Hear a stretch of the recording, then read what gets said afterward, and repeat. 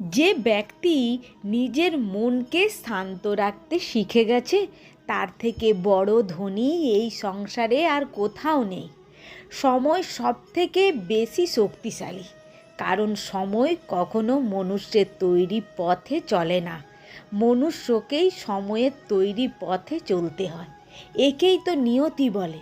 জীবন তখনই কঠিন মনে হয় যখন আমরা নিজেকে পরিবর্তন করার পরিবর্তে পরিস্থিতিকেই পরিবর্তন করার চেষ্টা করি। কর্মই হলো সবথেকে বড় ধর্ম। ভগবান শ্রীকৃষ্ণ গীতায় অর্জুনকে উপদেশ দিতে গিয়ে বলেছেন, মনুষ্য কর্ম করার জন্যই পৃথিবীতে জন্ম নেয়, আর কর্ম না করে কেউ ক্ষণ মুহূর্ত থাকতে পারে না। তাই কর্তব্য পালন করে যাওয়া উচিত।